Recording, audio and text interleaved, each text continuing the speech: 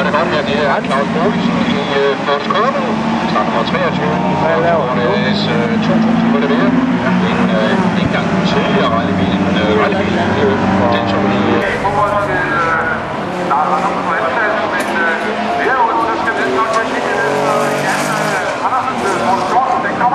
Tættere på. Og spændende og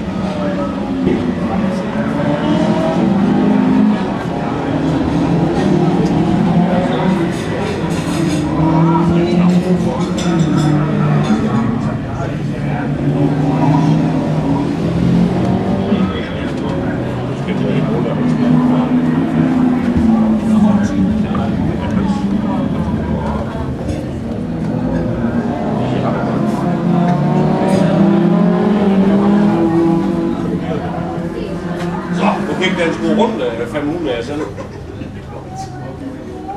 Ja. Der har den nok lige været lidt forvirret i automatvirker og stemmer. Så går starten, og der skal jeg altså helt sige, at den gik rigtig godt. Hvor har vi jo Kai Rasmussen? Han kører bare slet ikke, han kommer slet ikke fra starten. Nå, men han er der. Bare lidt tid. Og det er måske jo der er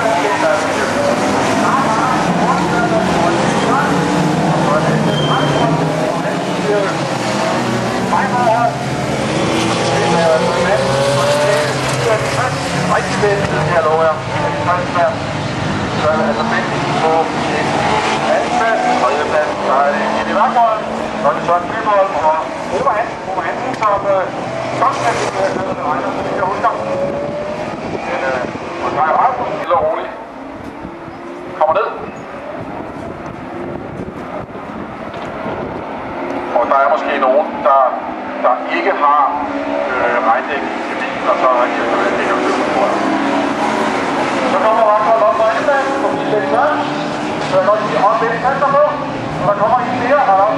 Han er foran. Og han er det var en start på 5.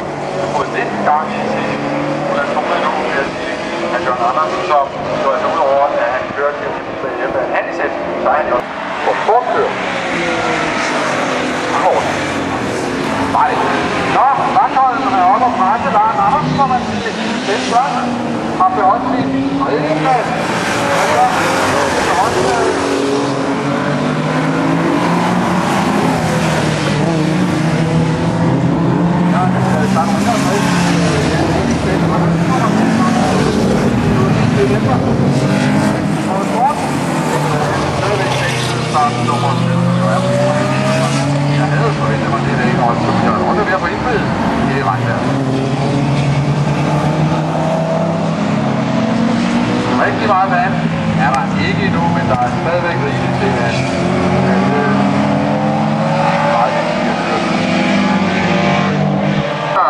Andersen, der ligesom på det 4 ekstra, skal jeg love for, fordi han har været brugt ekstra ind i vagtgården. Der kommer Bent Sørensen.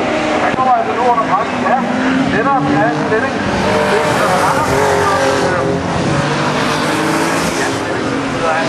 Han er jo kører rigtig tidligt, skal jeg love for.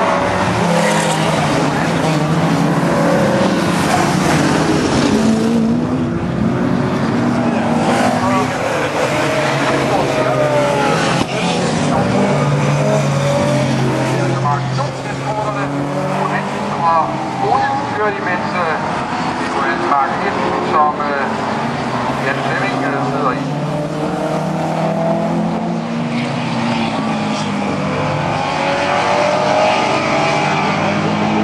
Det var ærgerligt, at skabet hold da op for en bremser i lige måde. Der er Lars. Overhand på ydersiden af Bent Sørensen. Det er ikke vigtigt.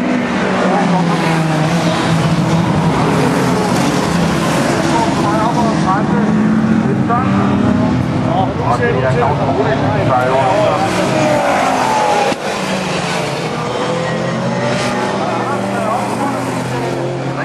Hej Rasmus, der kommer vi i gang i Martini Morgen, op og presse Bent Sørensen. Mercedesen kører af banen, og det er, fordi den er gået i stykkerne. Det var fordi, at det blev lidt med at holde kursen, men den er tilbage på den sorte. Her.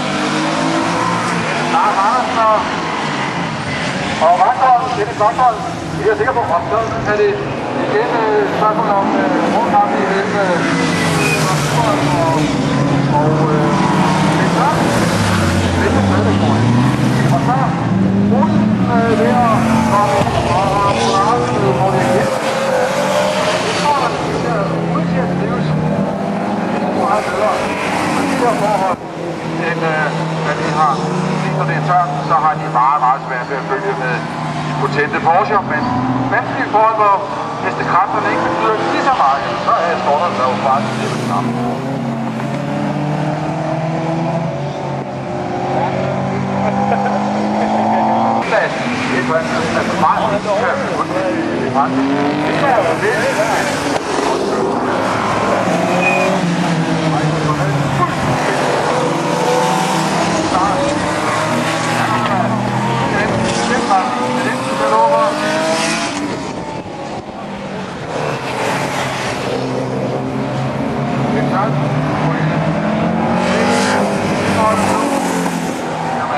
Det er men efter konkurrence må man sige.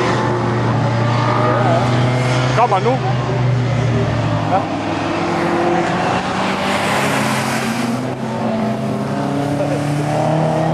Det er noget halvvejs i de 12 omgange, som er på menuen.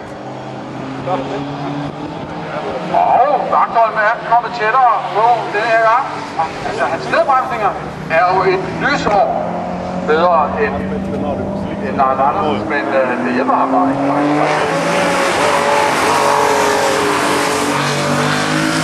Men han er ikke ned op. De er jo kun halvvejs. Har 5 omgange tilbage. Og her der giver op. Så kommer Vagtholm igen. Nej, ikke Vagtholm. Nu kender vi ham. Ja, det er Mercedes.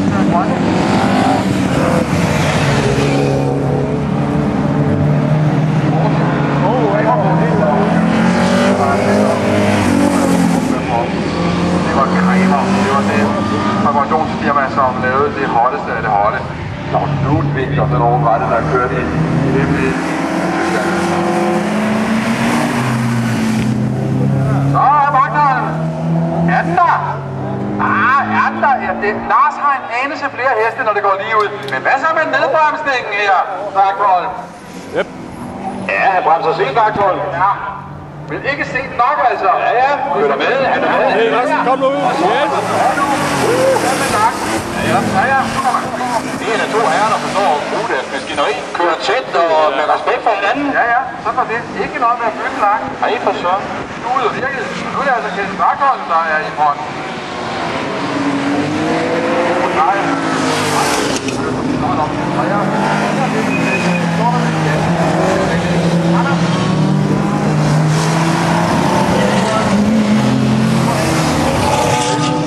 Og så den store side, han har altså også højt, hvor man siger, det er på, eller ikke på, det er på.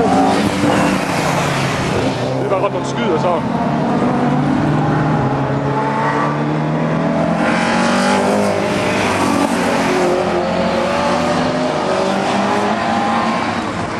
Omgange. En tredjedel af løbet. Præsterer.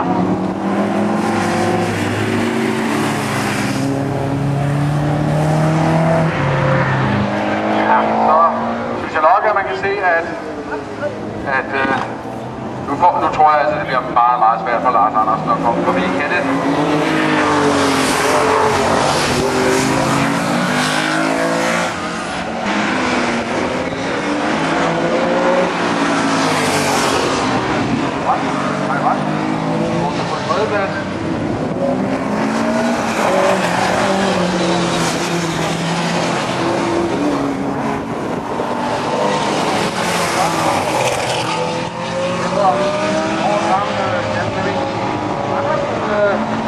Det var ret baglæns.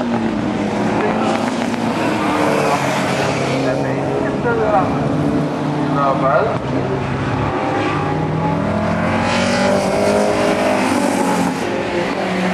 Ja, han har lige altså startnummer.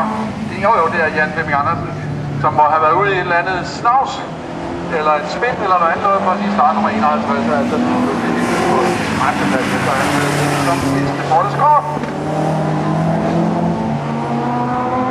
Kenneth Vagthold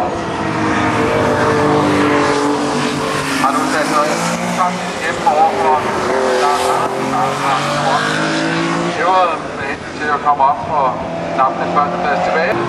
For inden af langtiden. Og Mercedes. Og så ser vi kommer med Mercedes. Og kommer Bruno op forbi Nyborg. Det er målstreg. Og Nyborg, der er ballade her, de er allerede. Vi skal bruge til 53. Eller også Claus Bolig Morten Skov. Tak for dig.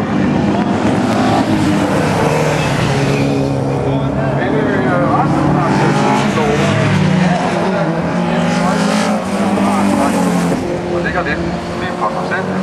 Men Rasmus, som har nogle fantastisk sjove lastbiler, flotte lastbiler, de har tegneseriefigurer, sådan dybt lakeret på førerhuset. Rigtig rigtigt.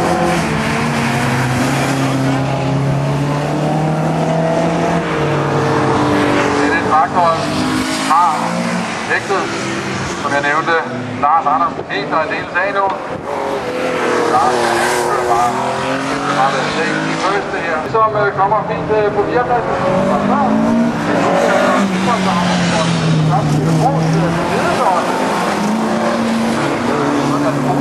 så der kommer over og jagter Nyborg. Det er Jørgensen. Nej, det er Armstrong gamle ven der. Og lad os tage det, det ligger kæmpe med Davidsen.